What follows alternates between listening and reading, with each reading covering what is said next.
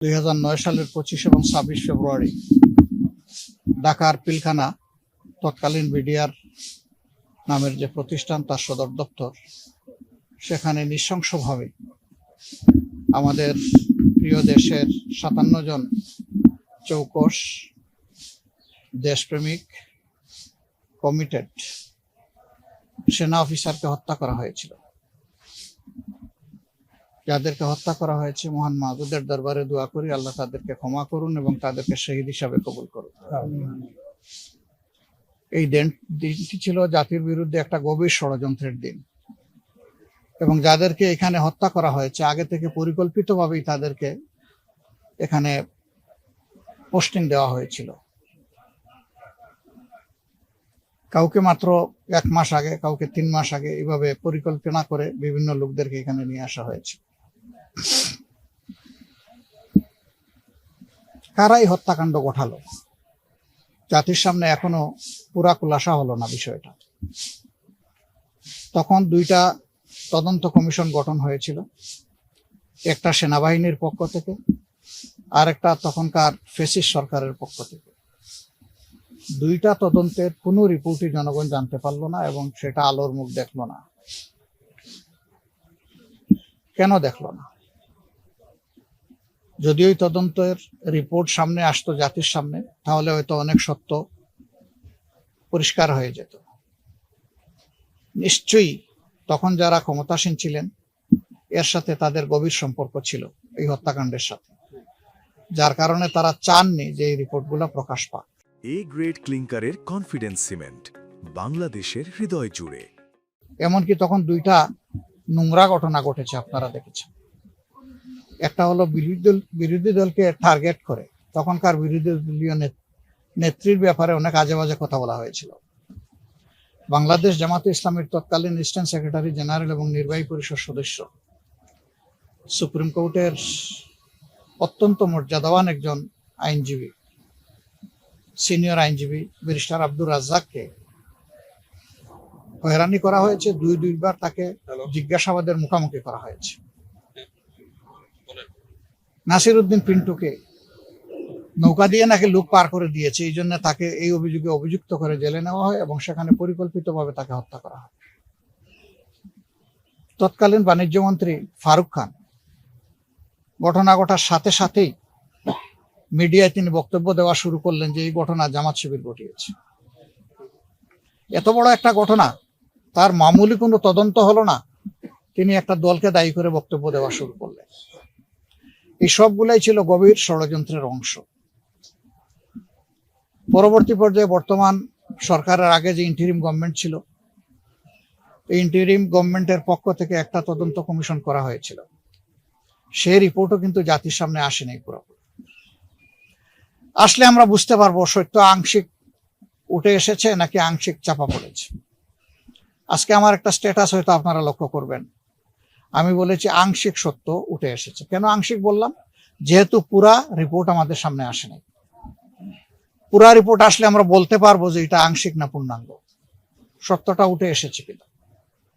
খুনের নেপথ্যের কারিগর যারা ছিল, পরিকল্পনাকারী ছিল, ষড়যন্ত্রকারী ছিল, যারা তাদেরকে উৎসাহ জুগিয়েছে এবং যারা এই হত্যাকাণ্ড সংগঠিত করেছে, আমরা মনে করি তারা সকলেই সমানভাবে দোষী। এদের সবাইকে অবশ্যই বিচারের আওতায় আনতে হবে। যদি এই সরকার বিচারের আওতায় আনতে পারে, তাহলে এই জাতির কিছু দায় মুক্তি হবে, দায় মোচন হবে। যদি এই সরকার না আনতে পারে, তাহলে এটা সরকারের চরম ব্যর্থতা হিসেবে পরিগণিত হবে।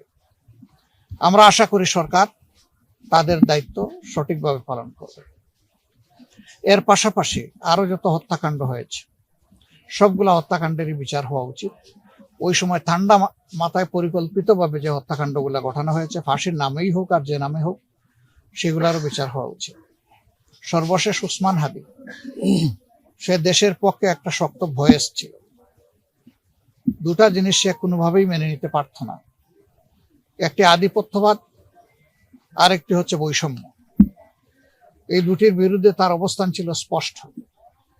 এই জন্য তাকে খুন করা হয়েছে পরিকল্পিতভাবে, স্পষ্ট দিবালোকে গুলি করে, রাজপথে, কোনো চূড়া গলিতে নয়, অন্ধকার গলিতে নয়, রাতের বেলা নয়। কিন্তু আজ পর্যন্ত হাদি হত্যাকাণ্ডের পুরো রহস্য জাতি জানতে পারল না। আমরা চাই যদি এই বিচারগুলো হয় তাহলে আগামীতে এ ধরনের অপকর্ম করার দুঃসাহস আর কেউ দেখাবে না। আপনারা নিশ্চয়ই জানেন আমাদের মহান মুক্তিযুদ্ধের সময় এত সেনা অফিসার মারা যান, 2টা বিশ্বযুদ্ধ হয়েছে, একদিনে কোথাও এত সেনা অফিসারকে খুন করা হয়নি। এটা ছিল দুনিয়ায় আনপ্রেসিডেন্টেড। এর আগে এই ধরনের আর কোনো উদাহরণ নাই। এতগুলা মানুষ আমাদের বুক থেকে কেড়ে নেওয়া হলো মূলত এই দেশকে সামরিক শক্তির দিক থেকে কোমর ভেঙে দেওয়ার এটি ছিল একটি গভীর ষড়যন্ত্র। আমরা জাতি হিসাবে স্পষ্টভাবে বলতে চাই, যারা চলে গেছেন তারা বীরত্ব গাথা নিয়ে সম্মানের সাথে চলে গেছে, তবে তৎকালীন সরকার চরমভাবে দায়িত্ব পালনে ব্যর্থ হয়েছে। আমি ব্যর্থতা বলবো না, বরঞ্চ এটা ছিল পরিকল্পিত ষড়যন্ত্রের একটা অধ্যায়। কর্নেল গুলজার যখন হেডকোয়ার্টারকে বারবার ফোন করে বলছিলেন, স্যার এখনো তারা বিক্ষিপ্ত, কিছু একটা করেন, আমাদেরকে উদ্ধার করেন, আমাদের জীবন বাঁচান, কেউ তাদের জীবন বাঁচাতে এগিয়ে যায়। কেন গেলেন না? তৎকালীন সেনাপ্রধানের দায় তিনি কিভাবে অস্বীকার করবেন? প্রধানমন্ত্রী তার দায় কিভাবে অস্বীকার করবেন? স্বরাষ্ট্রমন্ত্রী তার দায় কিভাবে অস্বীকার করবেন? এরা সবাই দোষী। এরা কেউ নিজেকে নির্দোষ প্রমাণ করতে পারবেন না, দাবিও করতে পারবেন না। আমরা চাই লাতাপাতা নয়, যারা শাখা প্রশাখা আছে তারা না, মূল গাছগুলাই যেন চিহ্নিত হয় এবং মূল গাছগুলার জন্য বিচার সঠিকভাবে হয়। জানি না বিচার হবে কিনা। আমাদের প্রত্যাশা ছিল এই দেশ সেবার সুযোগ আমরা পেলে কোনো আপোষ করব না, এই ব্যাপারে আমরা ঠিক বিচার করব। আমরা ন্যায় বিচারের সংস্কৃতি চালু করতে চাই, তবে প্রতিহিংসার কোনো রাজনীতি আমরা চালু করতে চাই না। প্রতিহিংসার ন্যায় বিচার ভিন্ন ভিন্ন জিনিস। প্রতিহিংসা পরায়ণ হয়ে বিচারের নামে যা করা হয় তা ঠান্ডা মাথার হত্যাকাণ্ড হয় অথবা শাস্তি দেওয়া হয়। আমরা ওটা চাই না। আমরা চাই ন্যায় বিচারটাই নিশ্চিত হোক, কেউ নির্দোষ হলে নির্দোষ হয়ে যাবে বিচারের মাধ্যমে, আর যারা সত্যিকারের দোষী তারা যেন তাদের পাওনাটা পায়, তাদের শাস্তিটা পায়। আমরা এই সমস্ত শহীদানের আত্মার মাগফিরাত কামনা করছি, দোয়া করছি আল্লাহ তাআলা তাদের আপনজন প্রিয়জনকে সবরে জামিল দান করুন এবং এই বীরদের তাদের ত্যাগের ইতিহাস ধরে বাংলাদেশে আরো বেশি বেশি করে আল্লাহ তাআলা বীর পয়দা করে দেন, সেই দোয়া আমরা করি। বিশেষ করে আমাদের যুব সমাজকে সজাগ থাকতে হবে। আমাদের প্রিয় স্বাধীনতা সার্বভৌমত্ব কোথাও যেন হারিয়ে না যায়, কেউ যেন আমাদের ঘাড়ের উপরে প্রভু হয়ে বসতে না পারে। আমাদের বন্ধু থাকবে সর্বত্র, প্রভু মানব শুধু একজনকে, তিনি হচ্ছেন আল্লাহ রাব্বুল আলামিন, আর কাউকে আমরা প্রভু মানব না। আল্লাহ তাআলা আমাদের দেশের উপর শান্তি নাজিল করুন, তার রহমত নাজিল করুন।